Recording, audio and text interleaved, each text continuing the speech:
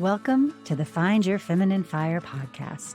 I'm your host, renowned sex and relationship coach Amanda Testa. And if you are looking to reclaim your sexual desire, take sex from a to-do to something you look forward to, and enjoy deeply connected relationships without adding more to your already full plate, then you are in the right place. Listen in to discover how to fan the flames of your feminine fire, fall in love with your sensual self again, and experience intimacy like never before, all in a way that feels really good to your system. Make yourself comfortable and enjoy the episode.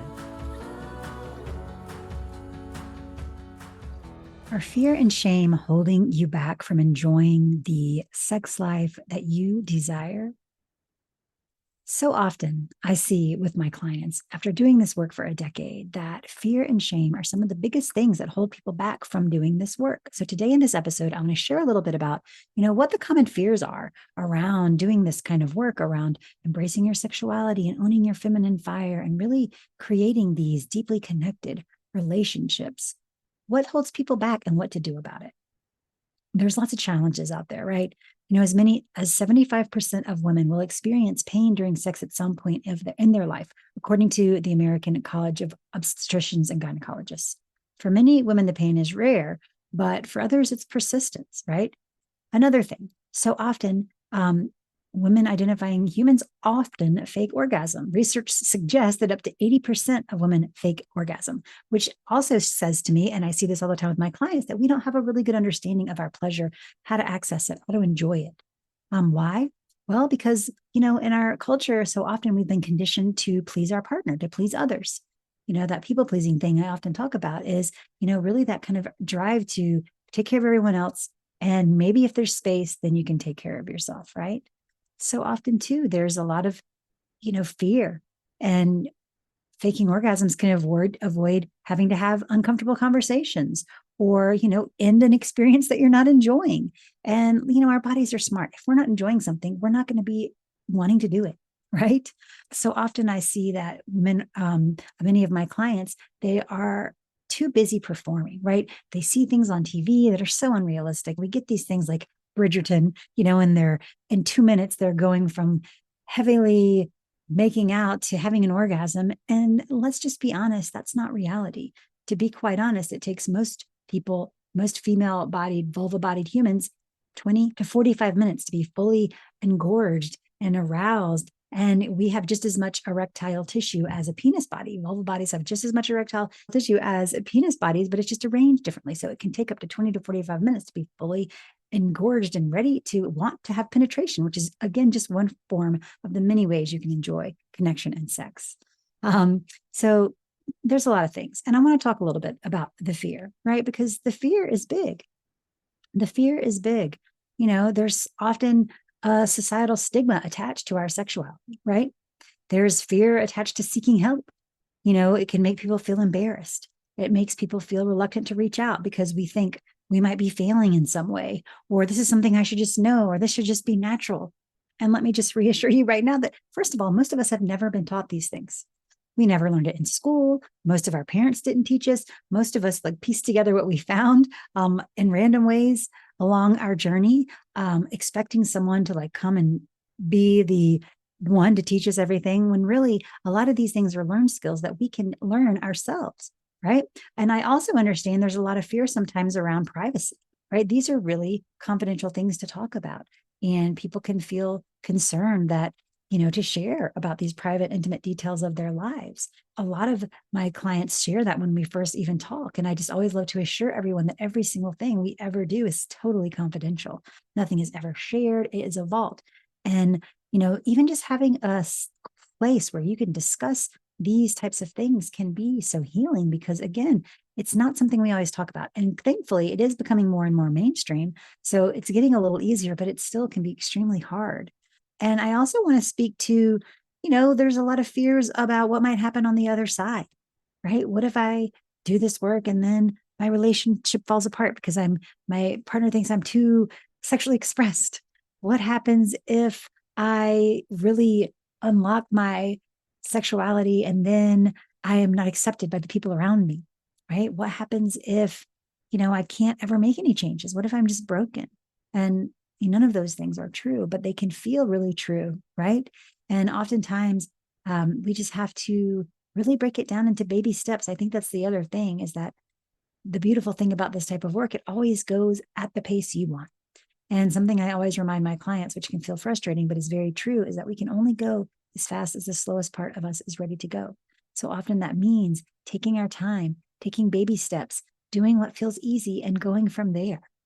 Another thing that is a really big fear is just having a misunderstanding about what this even entails, right? People are like, do you just like watch us have sex? Like, what the hell? And no, no, none of that. Everything is very PG-13 for the most part. There's a lot of misconceptions around that. Some people think that there's a lot of maybe hands-on, and all of my coaching is done virtually via Zoom. So you are, number one, in the safety of your own environment. Number two, you don't have to waste time driving and trying to find a parking place and spending an extra 30, 45 minutes trying to get somewhere. I'll talk a little bit more about what that looks like, but just to kind of assuage any fears around what actually happens. What does this work actually mean? And also, there's a lot of skepticism about if it's even worth it, right? Why is this worth it? What can really change? Is this can really solve my problem? But can be very intimidating to think about addressing your challenges. I've been there, right? I remember when I first started doing this work, I was mortified. There was a Facebook group. I think this was like 2014, and we were still doing our group calls on like free conference calling. And I remember there's a Facebook group for this sexuality, sacred sexuality class I was taking. And I was mortified. I did not want anyone to know I was taking it. I was like, I hope there's no one I know in this group. I didn't even want to join the group. So I didn't join the group at first. And then obviously I've come a long way since then, because now I do this as my living. But I can go back to that time and remember how hard it was, like just feeling mortified, like I should know this. Why am I having problems? This shouldn't be happening to me. All the things that we think, right? Because again, we're taught this should just be a normal, natural thing. And really, it's not. It's not. Often, too, we have cultural or religious beliefs that discourage seeking help in this area. And that seeking help, it could be an admission of moral or personal failure, right? So I just want to let you know right now that most of us come to this work. Some of us know more than others, but there's always so much to learn, right? And I was amazed when I started learning more, even about my own body and what it's capable of and my anatomy. There were things that I had never been taught. And here I was, like over 35, learning all these life-changing things about my own body that I'd lived in for 35 years, things I'd never been taught. And I'm a highly educated person, right? And so just even naming that to show what we don't know and how much of us are just like flailing around in the dark in this area, right? Everybody has these, ideas like, oh, this couple over here must have it great, or this person is so lucky because they have, 17 different partners, or this person, their partner is so kind and loving. Of course, they have great sex, or whatever, right? And there's so many misconceptions out there. There's just so many. And so how do we overcome these fears? What can we do about the fear? And what about the shame? Let's talk a little bit about that too, because sometimes shame can just be crippling. And it can be so hard on couples and their relationships. And I see so often women that have so much shame around sex, they just like, they feel it's disgusting, or they are like grossed out by all the things that go along with it. And because of that, of course, they don't want to do it, right? They're trying to force themselves to do something they don't want to do. And so there's many layers that you have to kind of go back. It's not just about the sex, right? There's so much beneath that has to often be worked on before the sex part.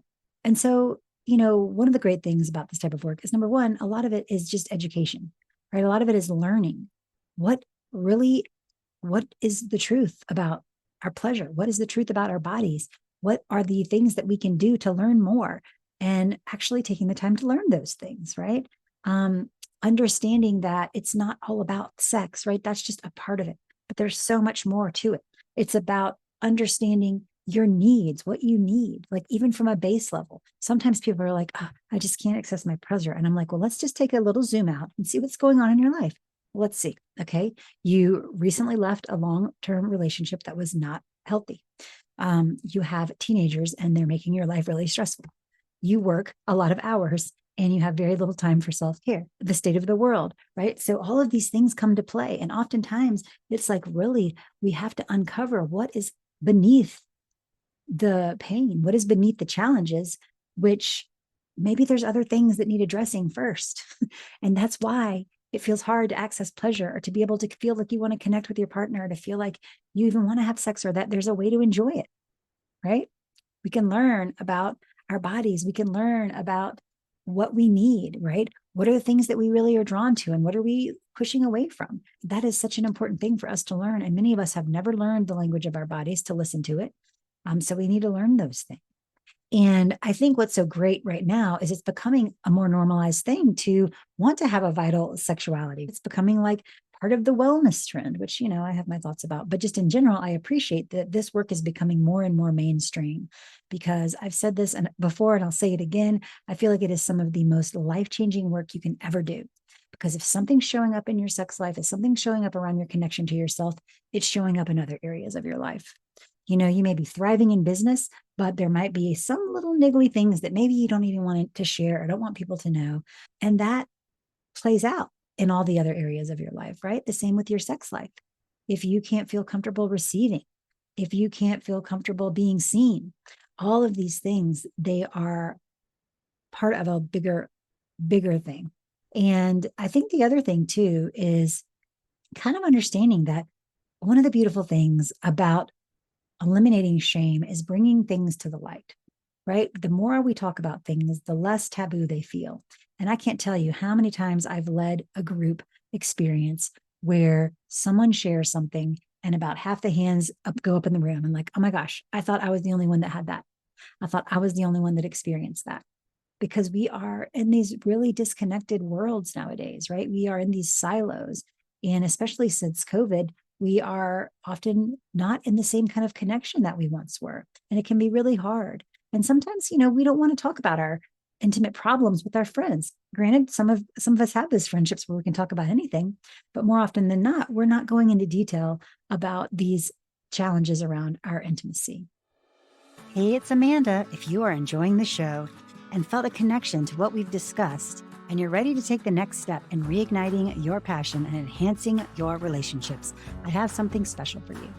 Visit www.amandatesta.com/thegoods, where you can subscribe to my email. And if you want, you can sign up for a free personalized sensuality discovery session with me.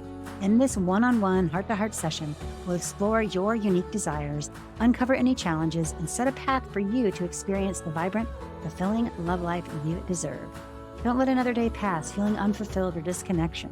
Take action now, and let's start this beautiful journey together to fire up your feminine fire. Join me at amandatesta.com/thegoods. I'm excited to stay connected. Now back to the show. The other thing is there's always a way to address it in a way that feels good to you. I think that's the great thing about this work. And after doing it for over a decade and working with so many different types of people and so many different types of relationships and so many different types of identities, one of the things that I see time and time again is that when you can find a way in that feels accessible to you, that your body and being and that your beliefs are okay with, that is the magic, right? And everyone has a different entry point. And so that's what I think is so beautiful, is that we never have to rush. We never have to push. We never have to force.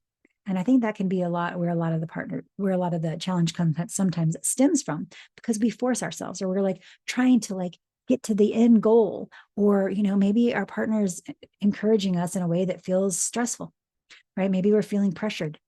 And that actually does the opposite of what we want when it comes to doing this work, which is being curious and being compassionate and just exploring in a way that feels doable for your system.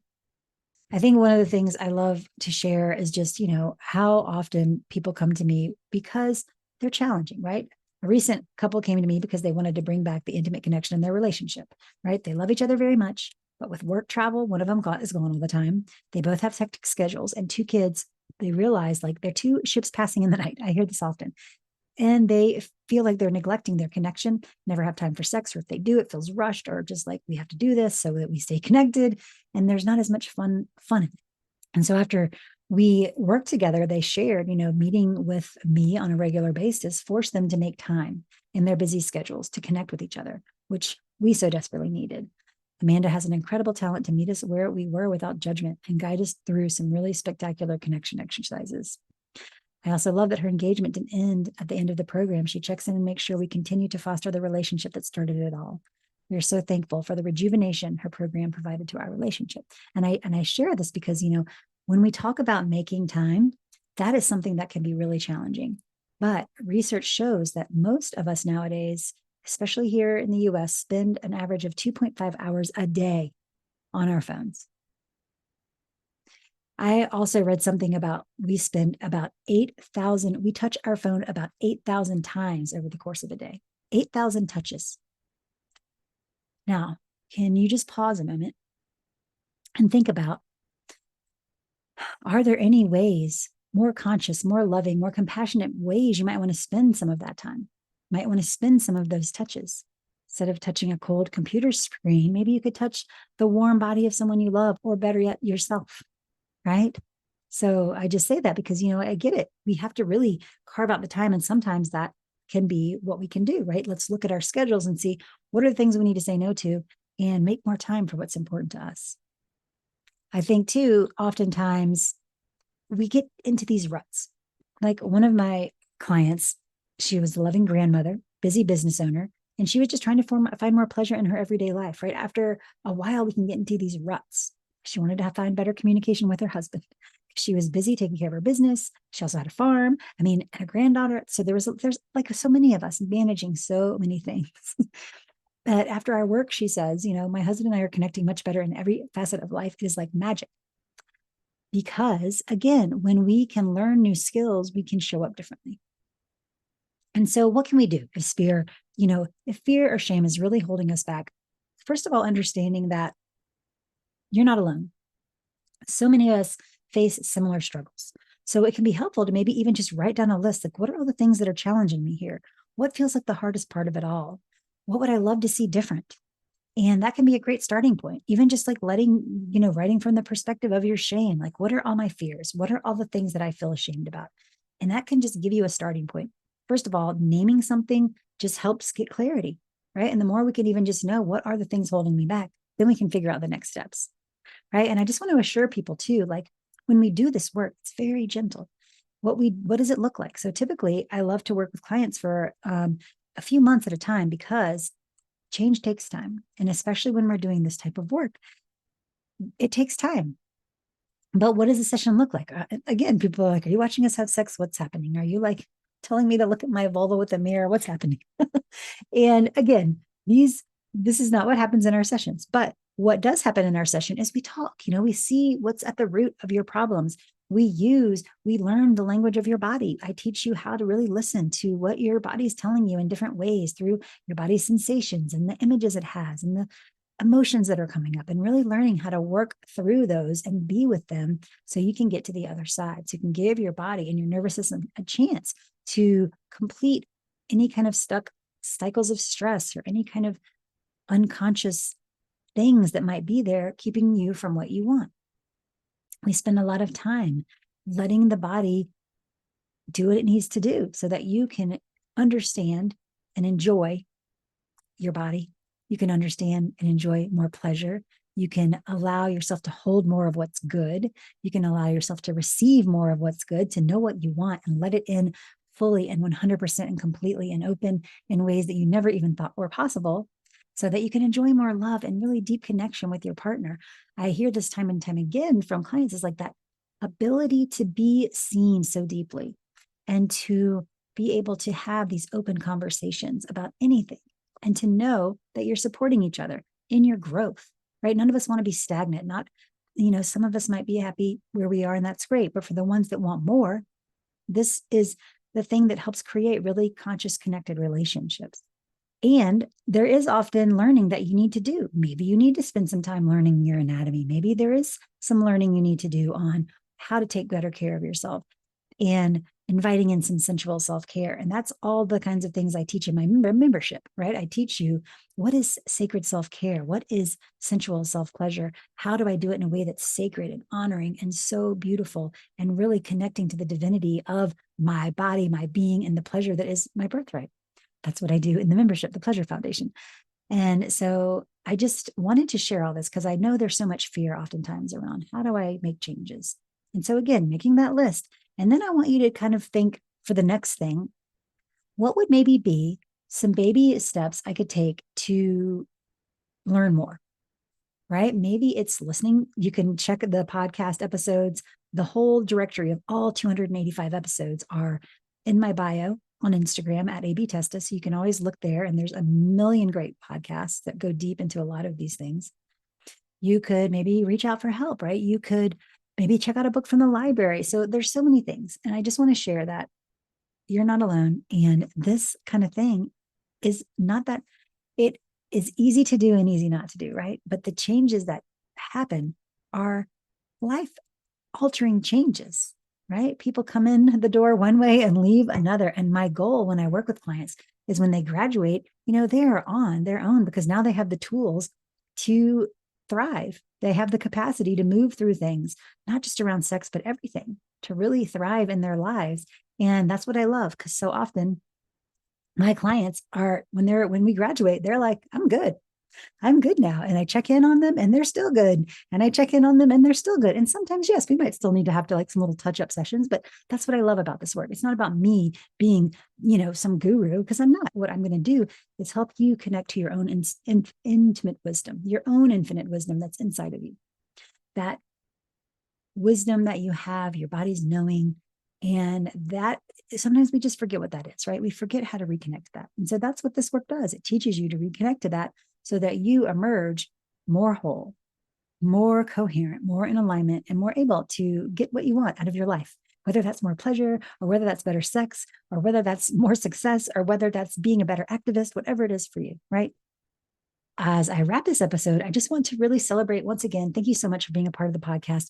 We are celebrating 6 years of the podcast right now. It is March of 2024, and I am just so excited to be here with you. And because we're doing the relaunch, we have a lot of fun celebrations going on, contests going on until April the 1st. So if you want to join in, you can go to amandatesta.com/turn-on-team, like turn on, and you can sign up to join. And there's all kinds of fun things in the contest. So if you love the podcast and you want to be a part of this and have an opportunity to win some awesome prizes, including $500 Visa gift card and more, then go to amandatesta.com/turn-on-team. And thanks again for being a part of the podcast. Thank you for listening to the Find Your Feminine Fire podcast. If you loved this episode, please go ahead and forward it right now to someone you know would love it. And if you've not had a chance yet to leave us a rave review on Apple Podcasts, please make sure to rate and review if you enjoyed it, as well as make sure to subscribe so you never miss an episode. If you want to stay connected, make sure to go to amandatesta.com/thegoods to download your free sensuality activation and stay connected. Thanks for listening, and we'll see you next week.